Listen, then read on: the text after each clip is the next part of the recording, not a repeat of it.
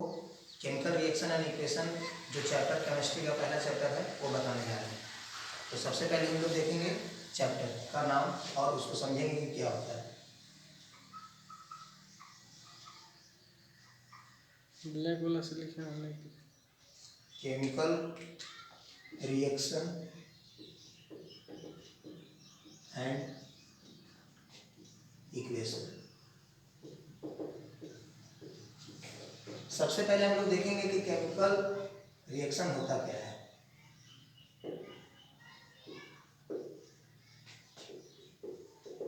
और इस chemical reaction को समझने के लिए हम लोग देखेंगे पहले केमिकल चेंजेज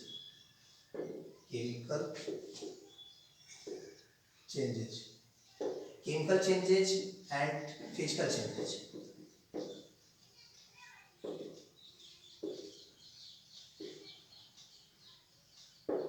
सबसे पहले देखेंगे फिजिकल चेंजेज ऐसा होता है जिसमें केवल उसका रूप रंग बदलता है, रूप बदलेगा, आकार बदलेगा, उसको फिजिकल चेंजेस बोलते हैं।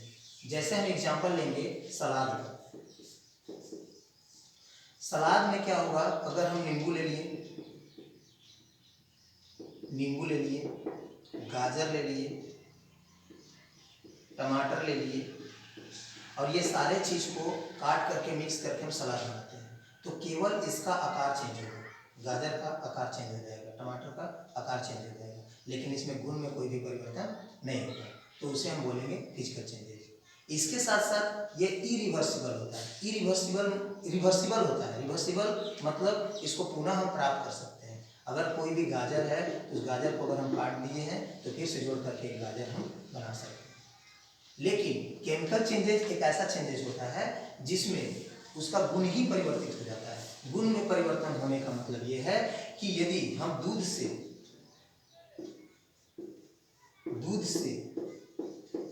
दही का यदि निर्माण करते हैं तो दूध से उसका गुण चेंज हो गया, बदल गया दही में, और उससे हम फिर पुनः दूध नहीं बना सकते हैं।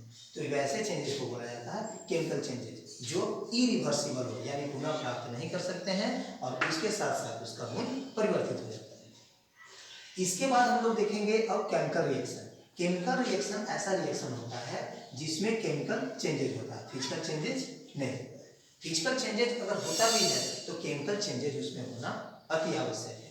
यानी केमिकल रिएक्शन में केमिकल चेंजेस होते हैं। Chemical reaction is that reaction in which chemical changes occurs. Is that clear? अब देखिए आगे हम लोग देखते हैं, ये देखिए केमिकल रिएक्शन।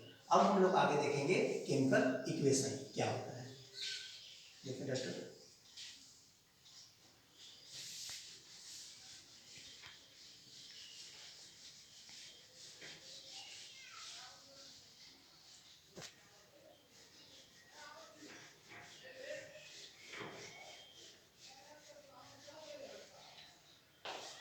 अब हम लोग देखेंगे केमिकल इक्वेशन।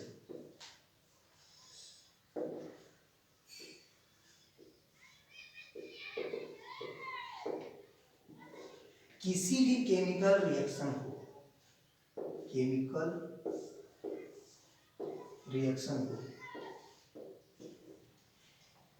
रिप्रेजेंट करने के लिए एक इक्वेशन का यूज किया जाता है।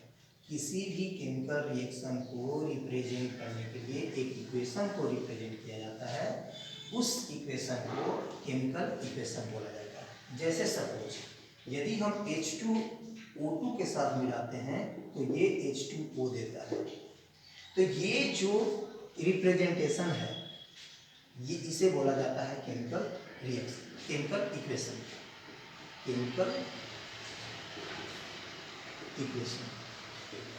इस केमिकल इक्वेशन में दो पार्ट होते हैं। ये पार्ट रिएक्टेंट कहलाता है और ये पार्ट रिएजेंट कहलाता है। इसे प्रोडक्ट भी कहा जाता है। केमिकल रिएक्शन में भाग लेने वाले सब्सटेंस रिएक्टेंट कहलाते हैं और केमिकल रिएक्शन के फलस्वरूप बनने वाले पदार्थ रिएजेंट कहलाते हैं या प्रोडक्ट कहलाते हैं। अब देखेंगे केमिकल इक्वेशन दो तरह का होता है।